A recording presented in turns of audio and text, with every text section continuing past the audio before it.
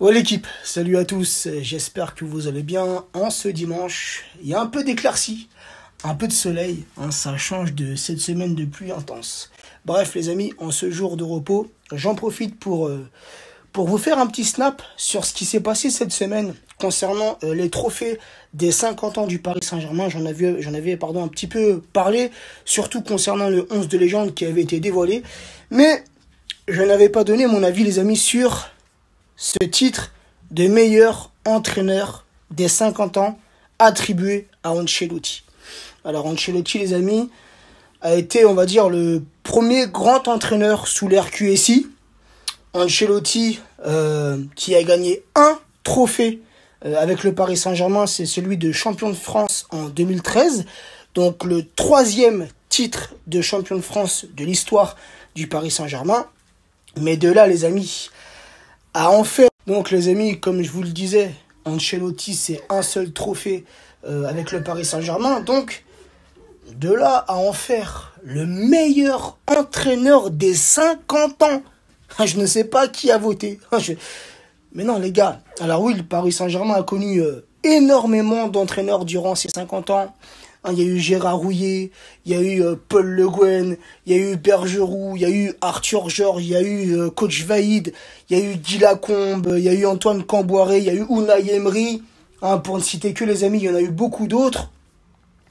Mais il y a eu aussi des entraîneurs titrés les amis.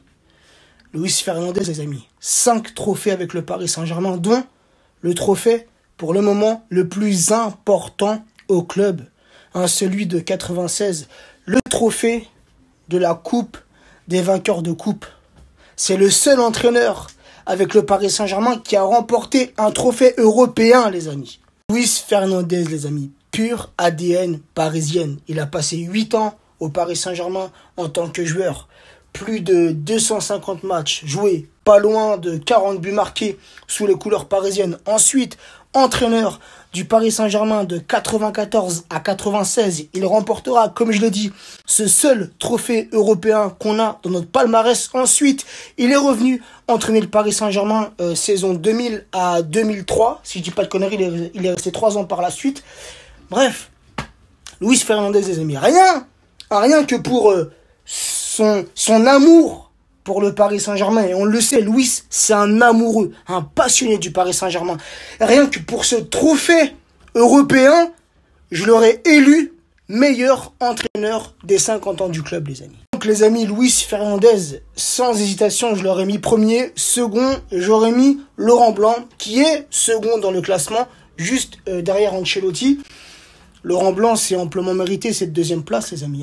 Laurent Blanc, c'est 3 saisons avec le Paris Saint-Germain. 11 trophées remportés en 3 ans. C'est l'entraîneur le plus titré des 50 ans. Sinon, les amis, nous sommes en pleine période de mercato. Ça se finit lundi à minuit et vivement la fin. J'en parle quasiment jamais car je n'aime pas du tout cette période. J'aime pas le mercato. C'est beaucoup de rumeurs, beaucoup de fake news.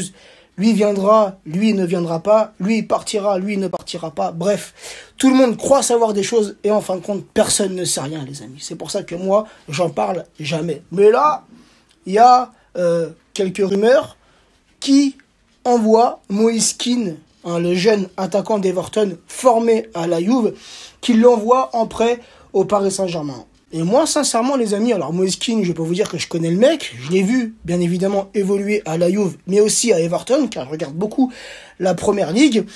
Et je pense qu'un Moïse Kean, en tant que doublure, en tant que second couteau au Paris Saint-Germain, ça peut être bénéfique. Après, les amis, j'ai aussi vu pas mal de réactions de supporters parisiens concernant cette rumeur de Moïse Kean en prêt au Paris Saint-Germain. Les amis, beaucoup de réactions négatives. Wesh frère, on n'est jamais content. Et encore une fois les amis, ce mercato, il est spécial les amis. Avec la crise que l'on traverse, tous les clubs ont été touchés, aucun club n'a été épargné. Donc les transferts sont compliqués les amis, ça faut qu'on se rentre en tête. Nous on veut trop des mercatos XXL frérot. On veut des Messi, des Ronaldo, des Neymar, des Mbappé dans la même équipe. Les gars, faut qu'on arrête un peu de se plaindre. Là, je parle, tu vois, globalement, généralement. Je fais pas du cas par cas. Mais faut qu'on arrête de se plaindre, les gars. Et on a bouffé trop de caviar depuis QSI, les amis. Là, on veut que des grands joueurs. À tous les postes, on veut des grands noms, des grands joueurs. Florenzi, il y en a qui n'ont pas été contents.